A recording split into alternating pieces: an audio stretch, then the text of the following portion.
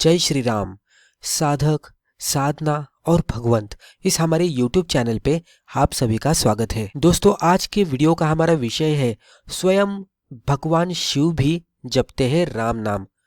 ये वीडियो के जरिए हम आपको ये बताने की कोशिश करेंगे कि कथाओं के अनुसार किस तरह से बताया गया है कि भगवान शिव शंकर जो है वो राम नाम का जप करते हैं। अगर आप ये वीडियो पूरा देखेंगे तो आपकी राम नाम के प्रति श्रद्धा और भी बढ़ेगी और भी विश्वास बढ़ेगा। और अगर आप भी राम नाम का जप करते होंगे और ये वीडियो देखने के बाद अगर आप राम नाम का फिर से जप करेंगे तो आपको उससे और भी फायदा होगा, क्योंकि हमने यहाँ पे ये बताने की कोशिश की है कि भगवान शंकर भी स्वयं राम नाम का जप करते हैं और इसीलिए ही वो बहुत ही शक्तिशाली है। अगर वो नाम हम भी जपेंगे तो हमें राम नाम का आशीर्वाद मिल जाएगा। तो सबसे पहले हमें ये पता होना चाहिए कि भगवान शिव कौन है। भगवान शिव हिंदू धर्म के प्रमुख देवताओं में से एक है। उन्हें महादेव, भोलेनाथ, शंकर नाम से जाना जाता है। त्रिदेव यानी कि ब्रह्मा, विष्णु, महेश, ये जो त्रिदेव है उनमें से एक जो है जो कि संहार करने वाले देवता है, उनको ही भगवान शिव कहते हैं। भगवान शिव को महादेव भी कहते हैं। देवाधिदेव महादेव, देवाधिदेव यानी देवताओं के देवता, तो भगवान शिव को देवताओं के देवता भी कहते हैं। हलाहल विष को भगवान शिव ने स्वयं पिया था और उसके बाद ही उन्हें नीलकंठ कहा गया। यह प्रसंग प्रसिद्ध है और समुद्र मंथन की जो कथा है उससे जुड़ा हुआ है। अगर आपको ये कथा पता होगी तो आपको ये पहले से ही पता होगा। हमने समुद्र मंथन पे भी एक वीडियो बनाया है जहाँ पे ये बताने की कोशिश की है कि समुद्र मंथन किस तरह से हुआ था और हमारी आध्यात्मिक क्रिया यानी कि अगर हम ध्यान में बैठते हैं तो किस तरह से कुंडलिनी जागरण होता है और किस तरह से चक्र जागरण होता है, तो वो क्रिया किस तरह से समुद्र मंथन की क्रिया से समतोल दिखती है वो बताने की कोशिश की है। वीडियो के एंड में मैं वो वीडियो डाल देता हूँ, वहां से आप उसके बारे में भी पता कर सकते हैं। तो इससे तो हमें पता चलता है कि भगवान शिव बहुत ही शक्तिशाली देवता है। उन्हें देवाधिदेव महादेव भी कहते हैं।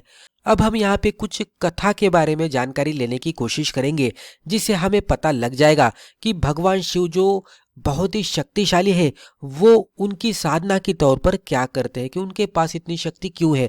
तो कुछ कथाओं के अनुसार हम यहाँ पे देखेंगे। तो हमने यहाँ पे 3 कथाओं के माध्यम से ये बताने की कोशिश की है कि भगवान शिव कौन सी साधना करते हैं कि जिनके वजह से उनके पास इतनी सारी शक्तियां हैं, उन्हें देवाधिदेव कहते हैं। तो पहली कथा की हम यहाँ पे जानकारी लेते हैं जहाँ पे शिव पार्वती संवाद बताया गया है और जहाँ पे राम नाम और विष्णु सहस्त्र नामावली के बारे में बताया गया है। इस तरह से कहा जाता है कथा के अनुसार कि भगवान शिव पार्वती का इंतजार करते बैठते हैं। उसके बाद कुछ समय निकल जाता है और उसके बाद माँ पार्वती भगवान शिव के पास आती है। तब भगवान शिव पूछते हैं कि इतनी देरी क्यों लगी। तो माँ पार्वती बताती है कि मैं विष्णु सहस्त्र नामावली का पाठ कर रही थी और उसके वजह से ही मुझे देरी हुई। लेकिन फिर माँ पार्वती के मन में एक सवाल आता है कि विष्णु सहस्त्र नामावली करने के लिए बहुत सारा समय लगता है, तो सामान्य मनुष्य क्या करे कि जो विष्णु सहस्त्र नामावली का भी फायदा ले सके, उसका भी फल प्राप्त करे, लेकिन उनको वो फल प्राप्त करने के लिए उतनी सारी मेहनत ना करनी पड़े। तो वहां पे भगवान शिव पार्वती को बता रहे हैं कि ऐसे मनुष्य जो विष्णु सहस्त्र नामावली का जप हर दिन नहीं कर सकते, वो खाली 3 बार राम का नाम उच्चारण करते हैं तो भी उन्हें उतना ही फल मिल जाएगा।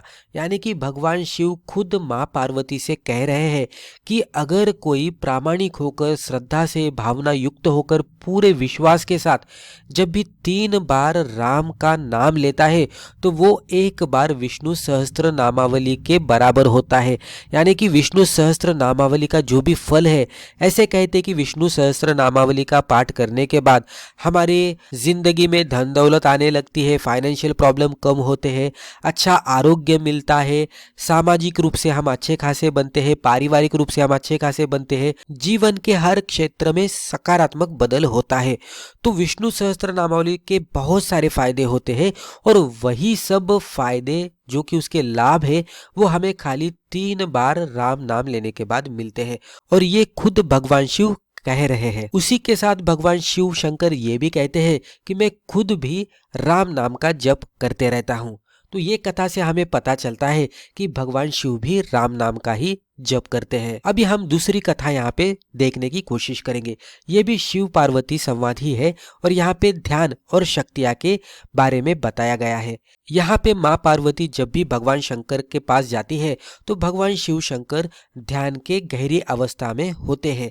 वहाँ पे फिर माँ पार्वती कुछ देर के लिए इंतजार करती है और थोड़ी देर बाद जब भी भगवान शिव शंकर ध्यान से बाहर आते हैं तो फिर माँ पार्वती भगवान शिव को पूछती है कि जब भी आप ध्यान में होते हैं तो बहुत गहरे ध्यान में होते हैं और इस तरह से महसूस होता है कि आपके चेहरे पे बहुत सारी प्रसन्नता है, बहुत सारा आनंद है और ये भी महसूस होता है कि आपके पास बहुत सारी शक्तियाँ आ रही है, आपके पास बहुत सारी शक्तियाँ मौजूद है। तो आप किस तरह से ध्यान करते हैं कि ध्यान करने के बाद आपके पास इस तरह की शक्तियाँ आ जाती है। और वहाँ पे भगवान शिव खुद माँ पार्वती को कहते हैं कि मैं जो भगवान राम का नाम है वो मैं लेते रहता हूँ, उसका जप करते रहता हूँ और वही नाम से मैं ध्यान करता हूँ और उसके बाद ही मेरे मन में आनंद उत्पन्न होता है। तो ये भी कथा हमें यही बता रही है कि भगवान शिव स्वयं भी भगवान राम का नाम लेते हैं। और एक कथा इस तरह से सुनने में मिलती है कि शिव द्वारा वेदों का विभाजन। इस तरह से कहा जाता है कि भगवान शिव को वेदों का बंटवारा करना होता है। जब भी वो बंटवारा करने लगते हैं यानी कि उसका विभाजन करने लगते हैं तो जितना भी वेद है उनको वो विभाजित कर देते हैं और अलग अलग टुकड़ों में बांट देते हैं। इस तरह से करते करते आखिर में उनके पास 2 अक्षर बच जाते हैं। उनमें से एक अक्षर होता है रा और दूसरा अक्षर होता है म। तो ये जो रा और म बचता है तो इसका विभाजन करने में थोड़ी मुश्किल होती है। ये विभाजन होने के लिए संभावना कम लगती है क्योंकि अक्षर है 2 और विभाजन करना है ज्यादा लोगों में। तो उसीलिए शिव क्या करते कि जो भी 2 अक्षर बचे हैं वो उनके खुद के पास रख लेते हैं। तो रा और म जो वेदों का विभाजन करने के बाद बचता है वो शिव स्वयं के पास रख लेते हैं और रा और म को मिलाकर बनता है राम। तो भगवान शिव ने राम का नाम खुद के पास रख लिया। ये कथा विशेष रूप से यही बताती है कि राम नाम ही वेदों का सार है और भगवान शिव ने स्वयं उसे स्वीकार करके उसका ध्यान किया था। तो राम नाम वेदों का सार है और वेद यानी ज्ञान। वेदों में हर तरह का ज्ञान मौजूद है और वेद पढ़ने में बहुत सारा समय लगता है। वेद बहुत ही कठिन है पढ़ने के लिए, समझने के लिए। तो इसीलिए राम नाम का जप अगर किया जाए तो वेदों का ये सार है। तो वेदों में जो भी ज्ञान प्रकट हुआ है वो ज्ञान राम नाम के जप से भी प्रकट हो सकता है और उसीलिए भगवान शिव खुद भी राम नाम का जप करते हैं। तो ये जो हमने कथा यहाँ पे सुनी तो उसके हिसाब से हमें यही पता चल रहा है कि भगवान शिव जो कि देवाधिदेव है, जिनके पास बहुत सारी शक्तियां है, वो खुद भी भगवान राम के नाम का जप करते रहते हैं। तो उसलिए हमें भी भगवान राम के नाम का जप करना चाहिए और उसका जो फल है उसका भी हमें फायदा लेना चाहिए। तो दोस्तों मुझे लगता है ये जो हमने ये वीडियो के जरिए प्रस्तुति आपके सामने की है ये आपको पसंद आई होगी। वीडियो पसंद आया तो कमेंट बॉक्स में जय श्री राम जरूर लिखिएगा और वीडियो को लाइक भी जरूर कीजिएगा। चैनल पे नए हैं तो चैनल को सब्सक्राइब करके बेल आइकन को क्लिक कीजिएगा और ऑल नोटिफिकेशंस को भी क्लिक कीजिएगा। इससे हमारे आने वाले वीडियोस आपको सहज रूप से मिल जाएंगे। धन्यवाद।